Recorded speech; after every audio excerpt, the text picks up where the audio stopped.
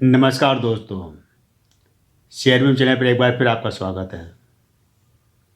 दोस्तों, आज मैं आपके लिए जो शेयर लेकर आया हूँ इस सरकारी क्षेत्र का बैंक है IDBI। वो पहले इसका पूरा नाम था औद्योगिक विकास बैंक था, लेकिन अब इसका शॉर्ट फॉर्म नाम कर दिया IDBI। पहले थोड़ा सा हम डेटा जान लेते हैं, फिर इसकी पूरी कहानी और क्यों ये बैंक बिकते बिकते बच गया। बिकने वाला था ये 2021-22 में बिकने वाला था, लेकिन फिर ये बच गया। क्यों बच गया इसकी भी पूरी आपको कहानी इसी में मिलेगी। तो ये जो IDBI बैंक है, इसका अगर टोटल असेट, टोटल वैल्यू देखा जाए तो करीब 3 लाख करोड़ के आसपास है। मार्केट कैप इसका है 1 लाख करोड़, जो कि इक्विटीज माना जाता है। मार्केट 1 लाख करोड़ के आसपास है। अभी जो इसका लेटेस्ट रेवेन्यू आया था 4,000 करोड़ के आसपास का आया था। 4-4.5 हज़ार करोड़ का रेवेन्यू आया था और करीब 1,500 करोड़ का इनको प्रॉफिट हुआ है। कंपनी की देश भर में करीब 3,500 से ज़्यादा इनकी ATM है और करीब 2,000 के आसपास इनकी ब्रांचेस है। 2,000-2,500 ब्रांच है इनकी।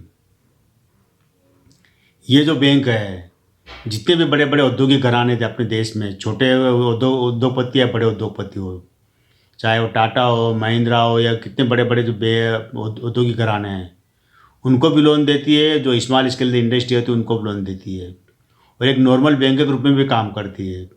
पहले ये बैंक केवल जो इंडस्ट्री वाले जो उनको लोन देती थी, मतलब जिनको औद्योगिक, चाहे वो स्मॉल स्केल हो, माइक्रो स्केल हो, मतलब जैसी भी अगर कंपनी को लोन देती है। अभी इसके नॉर्मल बैंक की तरफ काम करती है। वहाँ पर आप अपना खाता भी खुला सकते हैं, पैसा जमा कर सकते हैं, निकाल भी सकते हैं, FD वगैरह, मतलब नॉर्मल बैंक की तरफ यूज़ कर सकते हैं।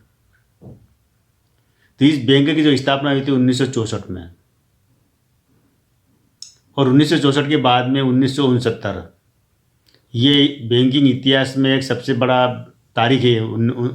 जुलाई 69 की, जब इंदिरा गांधी सरकार ने सारे बैंकों का राष्ट्रीयकरण कर दिया था। उस समय क्या था कि हमारे देश में जो बैंक थे, देश आज़ादी के बाद जितने भी बैंक थे, बड़े बड़े घरानों के द्वारा ही चलाए जाते थे। कुछ राजा महाराजों के, कुछ घराने के द्वारा चलाए जाते थे। और वो बैंक में क्या था कि केवल आम आदमी को तो वहाँ से, मतलब उसको घुसने की जगह नहीं मिलती थी। बड़े बड़े लोगों को ही लोन देते थे। वो बड़े लोगों का बैंक था और बड़े लोगों को ही लोन वगैरह मिलते थे। बड़े लोगों के खाते होते थे। आम आदमी के खाते होते नहीं थे। आम आदमी जा ही नहीं पाता था इन बैंकों में। तो 69 में सरकार ने, इंदिरा गांधी सरकार ने बैंकों का राष्ट्रीयकरण किया था। 14 बैंक थे उसमें। फिर उसके बाद एक बार वो राष्ट्रीयकरण 1980 में हुआ। ये इसलिए किया गया था कि इससे जो बैंक का उपयोग हो, आम आदमी तक बैंक पहुँचे और बैंक के लाभ आम आदमी को मिले। आम आदमी की, चाहे वो चिकित्सा क्षेत्र हो, चाहे औद्योगिक क्षेत्र हो, चाहे कहीं भी हो, हर जगह किसानों को लाभ मिले, महिला को लाभ मिले, बेरोजगारों को लाभ मिले, उसका बैंकों का, पढ़ाई लिखने करने वाले उनको भी लाभ मिले। मतलब हर तरह की बैंक की सुविधा जन जन तक पहुंचाने के लिए, इसीलिए बैंकों का राष्ट्रीयकरण किया था उस समय। और इसका फ़ायदा भी मिला है। जो पहले बैंक की केवल, मतलब कह सकते हैं कि केवल कुछ हज़ार ही थी जो ब्रांचें, वो बढ़ते बढ़ते लाखों में पहुंच गया आज पूरे देश में। हालांकि अभी भी प्राइवेट बैंक भी अभी भी है, सरकारी बैंक भी है, लेकिन सरकारी बैंक का जो स्टॉक है, अभी आप देखोगे कि 2020 के बाद से सारे स्टॉक चढ़ रहे हैं। चाहे वो PNB का ले लो, चाहे बैंक ऑफ बड़ौदा ले लो, SBI ले लो, केनरा बैंक, जितनी भी जो बैंक है जो सरकारी क्षेत्र के, सभी के शेयर काफ़ी समय से बिल्कुल, मतलब डाउन पड़े, ज़मीन पर गिरे हुए थे। 20-20, 25-25, 30-30 रुपये के थे। लेकिन अभी ये आप देखो, सारे जो शेयर करीब करीब 4-4, 5-5, 6-6 गुना चढ़ चुके हैं। SBI का शेयर देखो 600 के ऊपर निकल गया है, जो कि पहले 200-250 से ऊपर निकलता ही था वो। बैंक ऑफ बड़ौदा देखो 250 निकल गया, केनरा बैंक का 400 हो गया। और ये जो IDBI बैंक है, जिसका हम स्टॉक शेयर की बात कर रहे हैं, ये भी 2020 में 20 रुपये का था केवल ये।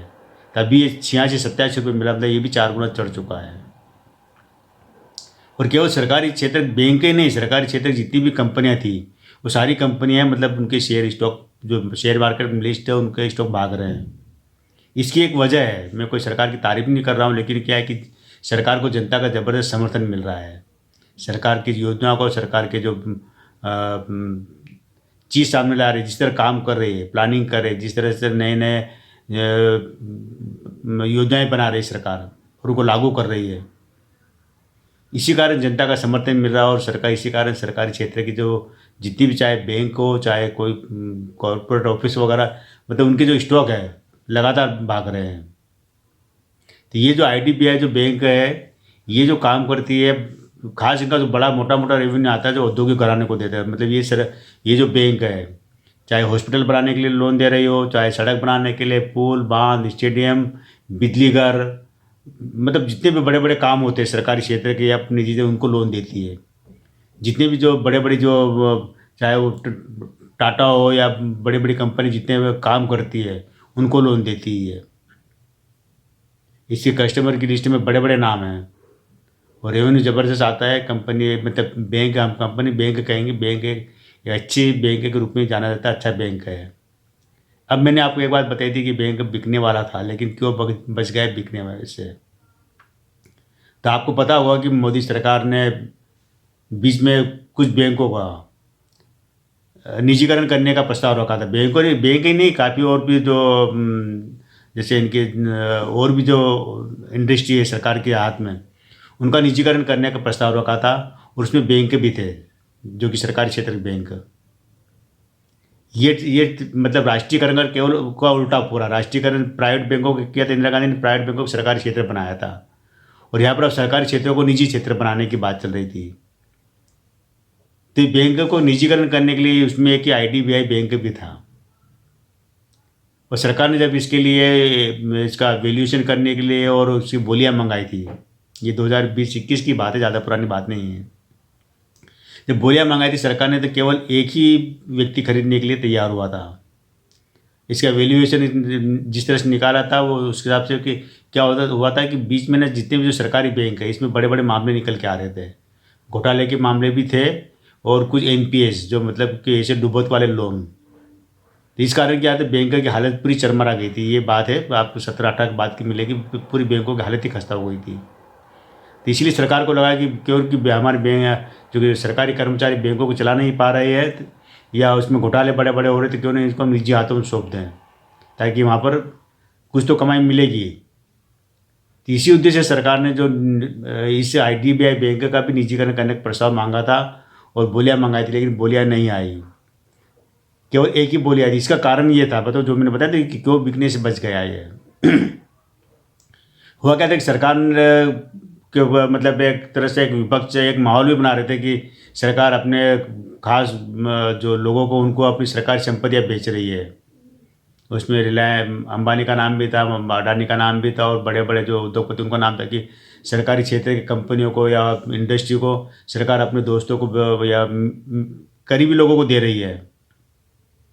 तो यहाँ पर क्या हो रहा था कि वित्त मंत्री ने एक का वो निकाल दिया था कि हम ये जो बैंक है इस बैंक को हम किसी भी बड़े उद्योगपति को नहीं देंगे, मतलब जो स्थापित उद्योगपति उनको नहीं देंगे, क्योंकि इससे क्या होगा कि वो बैंकों का सारा पैसा ही अपने उद्योग में लगाएगा और वहाँ जांच हो नहीं पाएगी और आम आदमी का पैसा डूबेगा। तो ये जो एक लाइन का जो इनका जो वित्त मंत्री का ये था कि हम बड़े औद्योगिक घराने को नहीं देंगे, तो इसी कारण इस बैंकों को खरीदने वाले सब पीछे हट गए, क्योंकि बैंक का वैल्यूएशन तो था बहुत 1 लाख करोड़ के ऊपर था। इसको आम आदमी या कोई छोले भटूरे बेचने वाला खरीदेगा नहीं, बड़ा उद्योगपति खरीदेगा और बड़े उद्योगपति को खरीद को देने से मना कर दिया था। जब उनको नहीं देंगे बैंक, जो दूसरा व्यक्ति खरीदा रहेगा उसको देंगे। इसी कारण जो सारे लोग खरीदने वाले थे सब पीछे हट गए और इसी कारण ये बैंक बिकने से बच गया। साथ ही साथ में जो सरकारी क्षेत्र के जो बैंक है इनके कर्मचारियों में घबराहट हो गई थी कि सर अगर बैंक बिक जाएंगे तो हमारी नौकरी खतरे में पड़ जाएगी, हमें निकाल दिया जाएगा, वीआरएस दे दिया जाएगा।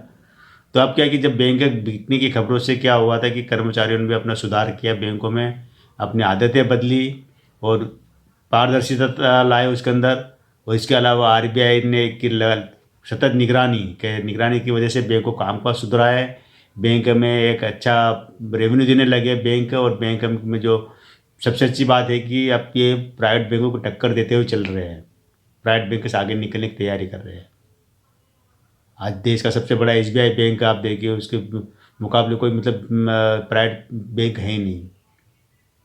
इसीलिए बैंक जो सरकारी क्षेत्र के बैंक बिकने से बच गए और उसका फ़ायदा ये है कि मिल रहा है कि शेयरधारकों को, हम शेयर खरीदे शेयर की बात करेंगे तो जिसने भी 20-21 के आसपास बैंकों के शेयर लिए होंगे सरकारी बैंकों के, तो निश्चित है कि वो अभी अच्छा खासा प्रॉफिट कमा रहे होंगे, आपको पैसा 2-3 गुना बढ़ गया होगा। तो लेकिन इस वक्त भी अगर आप इन्वेस्ट करते हैं तो आपको एक अच्छा रिटर्न मिल जाएगा। हालांकि मैं तो इसको फोर्स नहीं है, लेकिन आने वाले चुनाव के बाद, अगर 2024 चुनाव के बाद में अगर सरकार रिपीट होती है, जिस तरह जनता का जन समर्थन सरकार को मिल रहा है, उनके कार्यक्रमों को जनता पसंद कर रही है, और 2024 के बाद में अगर वापस से सरकार रिपीट हो जाती है, तो ये सरकारी क्षेत्र के बैंक के शेयर आपको मतलब यहाँ से भी जिस लेवल पर आप भी ना, यहाँ से भी कई गुना ऊपर तक जाएंगे। तो अगर आपने ले रखा तो होल्ड रखिए, और ख़रीदना चाहते हैं थोड़ा बहुत खरीद सकते हैं। ये केवल आपका ही डिसीजन रहेगा खरीदना है ना खरीदना। मैंने बैंक के बारे में बता दिया क्या है बैंक और क्या इसका फ्यूचर है। तो आज कल इतना है दोस्तों, कल फिर मिलते हैं हम एक नए वीडियो के साथ में, नई जानकारी के साथ। तब तक के लिए मेरे इस चैनल पर बने रहिए, शेयर कीजिए, सब्सक्राइब कीजिए।